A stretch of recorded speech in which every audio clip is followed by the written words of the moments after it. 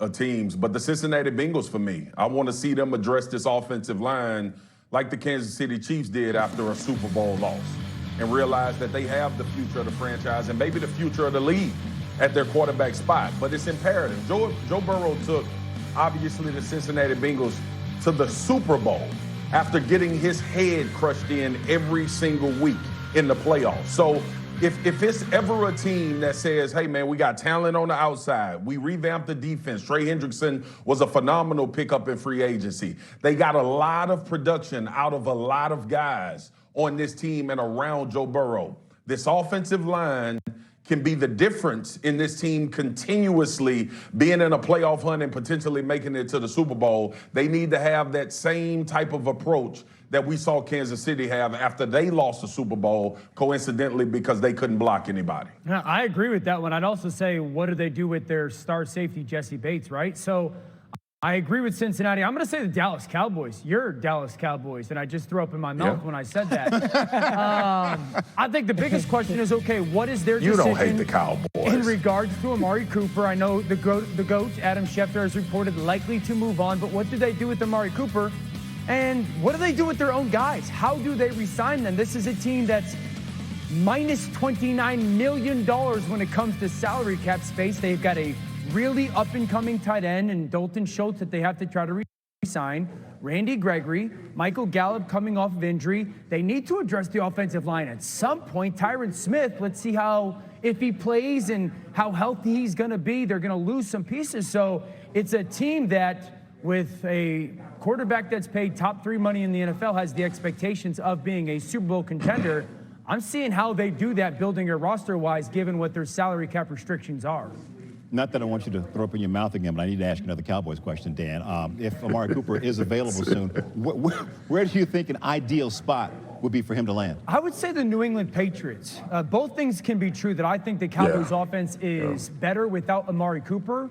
Amari Cooper is also a really good player. And I look at the New England Patriots and go, they don't really have a bona fide number one. This is shocking to me. They did not have a single pass catcher go over 900 yards last year. Wow. Their number one receiver, were their 2 tight ends, but Jacoby Myers had 83 catches for like 800 yards. You know, in today's NFL, for your number one guy to have averaging about 10 yards per catch, that's an issue. They've got to have the ability to push the ball downfield just enough with Mac Jones.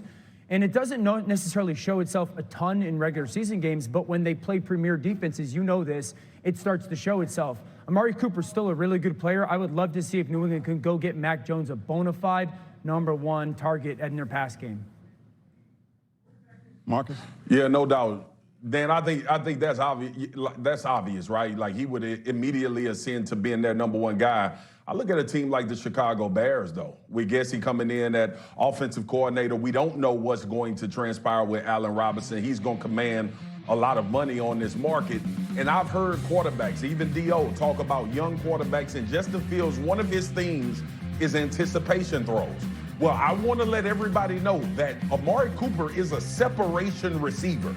He gets space and allows guys to make throws to open areas and go and has a chance to make plays. I agree also, like, Amari Cooper production didn't lead itself to $20 million a year as a wide receiver. So it's not about a player diminishing and not being a good player. It's more about financials and how we're currently constructed as a roster. They have answers at wide receiver without Amari Cooper in Dallas. I think the Bears would be an interesting look for him with a young quarterback that needs guys that have the ability to separate as he continues to mature. And we know that they want to get this offense going and become more explosive. I think he would help in that regard. Spears, you guys were talking about the Cowboys' financials. Is it not Zeke's contract that has completely killed the growth of this franchise financially?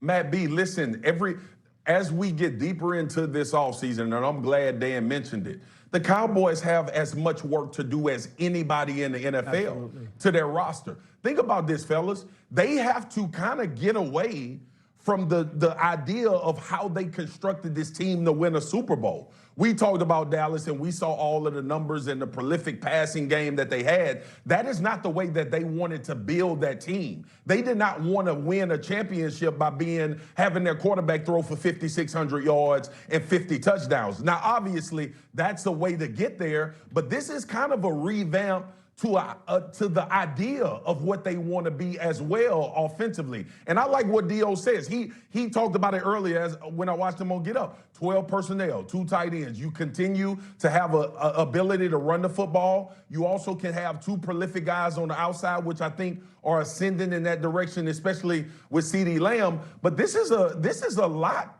to do for the Cowboys this offseason. Yeah. Their offensive line is getting old. They have to figure out that. Connor Williams was blasted this year as a guard in pass rush. Is he going to get better, or are you going to be on the market looking for a guy on the interior to protect better as well? There's a lot to do for Dallas. This ain't just as simple as we got rid of Amari Cooper, we're going to get a piece or 2, and we'll be Super Bowl contenders. I don't think Dallas is as close as everybody think they are unless these moves provide that kind of energy towards the season coming up. I'd say 2 things. Given the state of the NFC, though, Dallas has to feel close.